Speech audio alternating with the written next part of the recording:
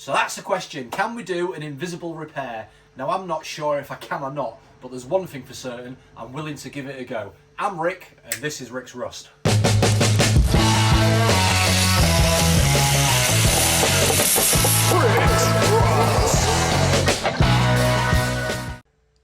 So this is the car in question, a Mark II Golf GTI 8 valve, oak green in colour. So for any of you guys that have been watching the other videos, you know that we're slowly working our way through the car doing the rust repairs. And this front sill is the next piece that needs repairing. So we have got the repair panel cut somewhat to size and ready to weld in. Now the question is, can I get this welded in there and ground back and it not be visible? That is what we'll have to find out. As we said, this panel is somewhat cut to size and ready to go in. It's going to need a little bit of tweaking, but I think the first job now is to get this all cleaned up back to bare metal, ready to put some welds on. So we're going to use a knot wheel on a grinder and we're going to take all this back to some bare metal.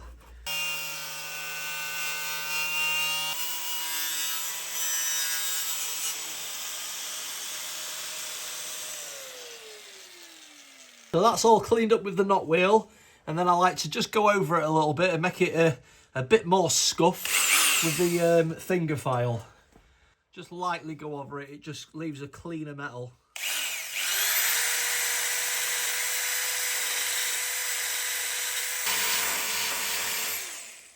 So now we've got this all cleaned up down back to bare metal, I think it's always good practice to clean behind the panel.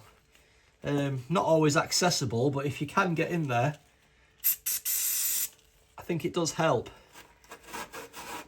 There'll be a lot of dirt sat up in here. And the cleaner it is on the back of there, hopefully, the better the weld will be. State that. What you can do now is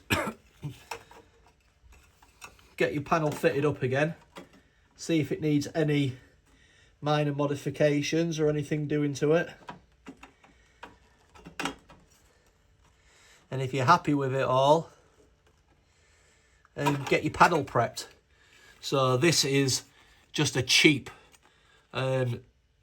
sill repair panel, and a lot of them come with this galvanized coating on, which generally the welder doesn't particularly like. It gives off like a white, almost like cotton wool effect when you weld it. So if you give yourself a clean piece of steel to weld onto here and take some of this back, I find it always welds a bit better. So same again, just with the finger file. So I think we're about as close as we're going to get for the fit up on the panel. So we'll put our first tack in.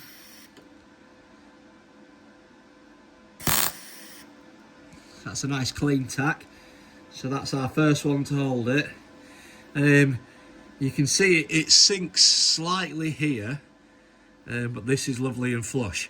We have to bear in mind that this is obviously a reproduction panel, so it's never going to fit as good as the original panel would do.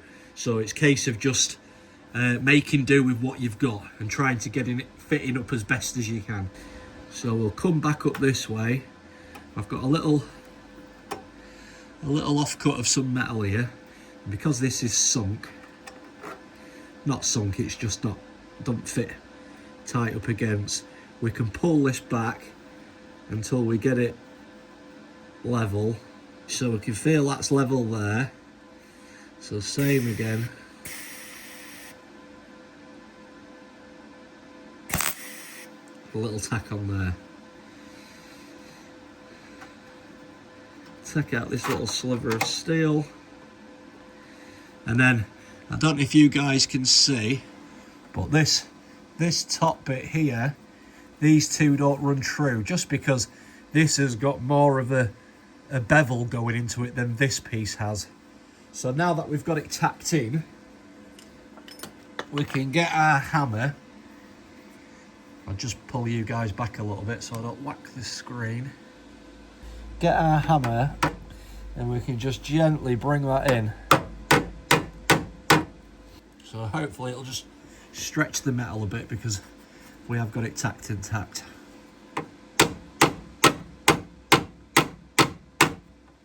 I do find sometimes it helps if you use your existing hammer almost like as a chisel and you hold that in place. You can just be a little bit more precise with it.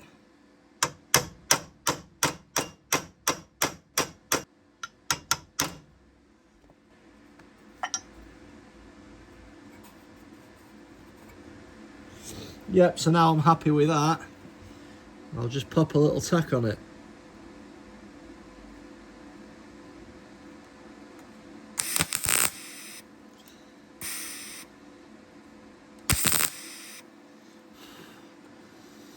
So we can continue our way down the panel. We've got a bit of flexibility because we've got this end tacked, so we can pull the panel down and sort of move it where we want a little bit.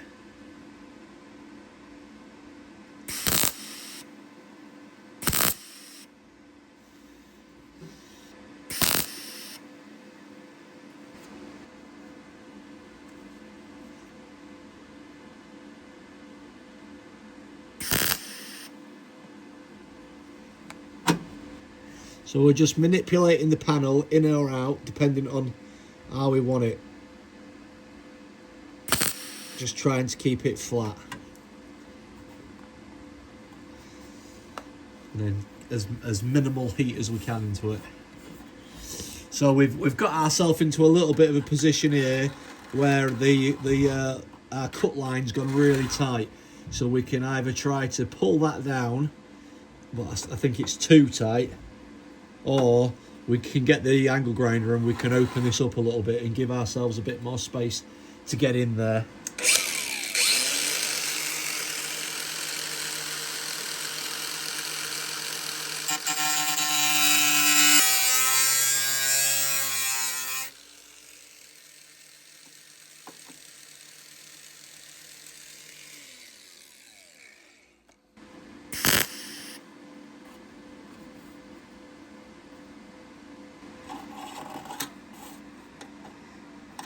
So as you can see, we're going to end up with a big gap to fill at the back. That's bigger than I would like, really.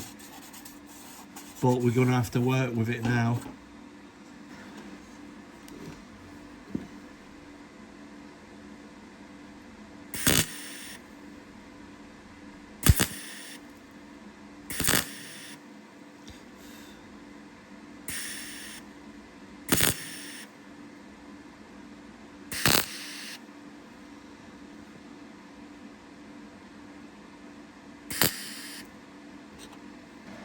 So we're tacked in, and you can see everything's running nicely. The bottom section runs nicely with this bottom section, but the problem that we're going to have is how far away this part of the panel is away from the back of here. So I'm not too sure what we can do about that other than hammer and dolly it flat against this back panel to be spot welded in. There's a good sort of on this, show you down this side, there's a good 2 or 3 mil gap from that panel where that needs to be onto there. But again, that's the panel. I don't feel there's much you could really do about that. It's just how the panel's made. So again, you've just got to make do with what you've got. So we've got the tacks in. So then what I like to do is just take the tops off these tacks and just see where we're at with it. See if it's dipped in slightly where we've put the tacks.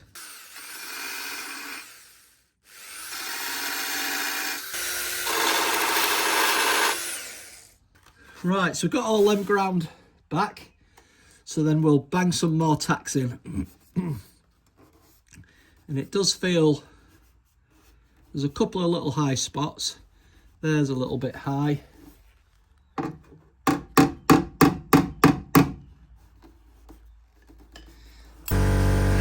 And as you can hear, we've got the compressor going, and we're going to use some compressed air to keep the panel nice and cold in between the tacks.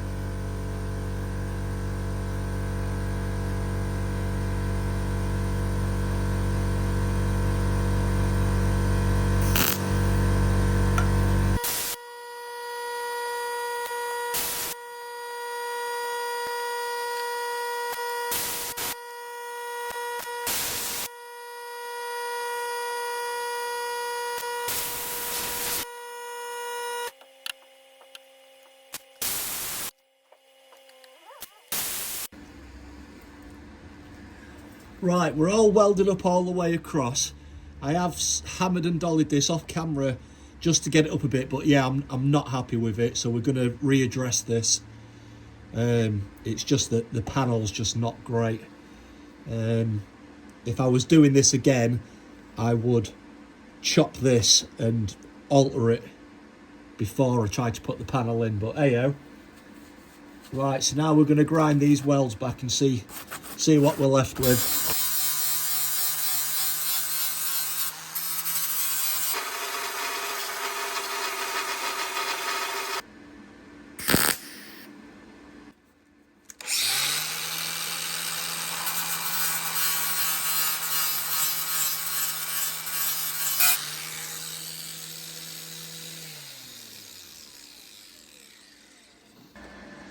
So, update. So we've ground back the main weld here, and yes, I would say with paint on that, I think that part of the repair is going to be invisible. Now here at the back, where we ended up with a way too big a gap, because I had to put so much more weld in there, which then created a load of heat on it, that's not going to be invisible. You've got this. If I put my roller, you see the gap where you've got that sinkage. Now that's because we didn't get the panel fitted up right. We had too big a gap on that back, so that could have been avoided. We've still got this part to grind back and see what this looks like, and we've still got the issue here on this bottom part. So guys, off camera we have ground this back, and I think this has come out pretty well. It all looks decent. And then we have hammered this back, and I think we've got it looking acceptable now. So I think the next thing that we're going to move on to is we're going to get the sander, and we're just going to actually sand all this. So we've got the sander, and we've got a 240 disc on there, and it's just an orbital sander. And we'll go over the panel and we'll just see if it blends in a bit better.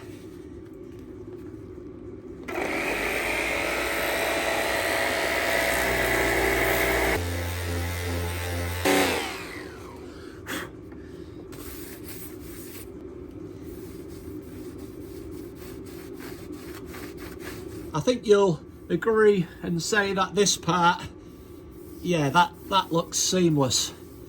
I can't see, other than the different in the colour of the metals, there is no visible marks. There's a slight real little bit of where you can see, I mean I maybe could take that out, but there is a little bit of the weld still showing here, but I think I could probably take that out, to be fair, and not sacrifice too much material. Here, yeah, you can see here because it's sunk. Right, now we need to spot weld or plug weld these bottom parts on. So we're nearly there with it.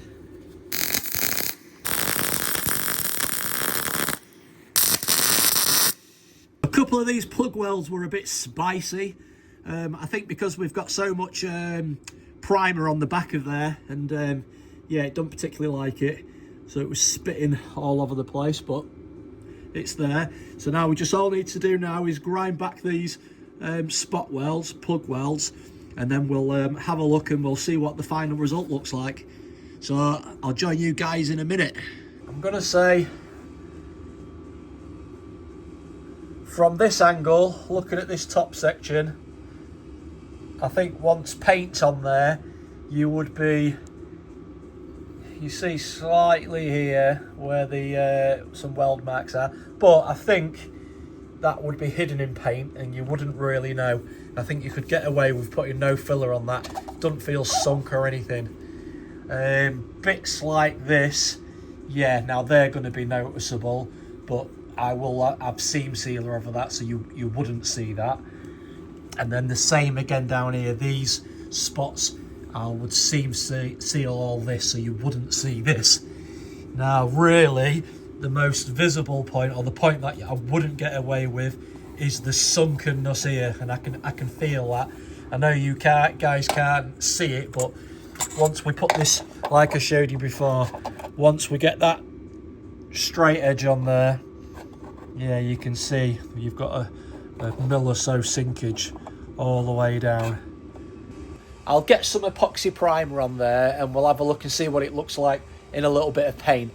So the final view, guys, so this is it all done.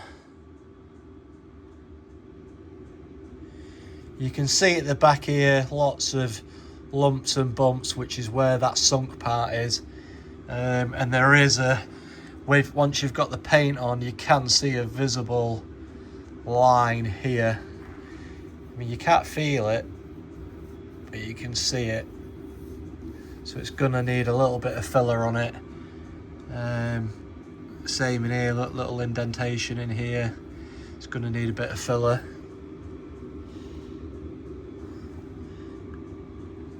The actual run line doesn't look terrible. It slightly steps there where it goes from the old sill. It slightly steps up. This front part, I mean, I think that's come out decent. Can't feel anything there.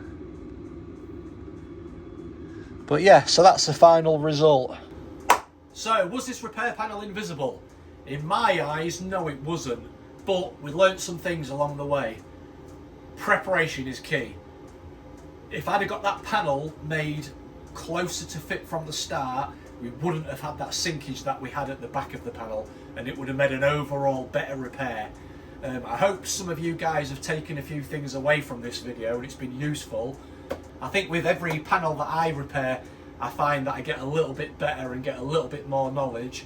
If any of you more experienced fabricators out there have got anything that you want to add on the comment section on what I should or shouldn't be doing, please feel free to put it down. We can all maybe learn something. But until next time, guys, I'll see you later.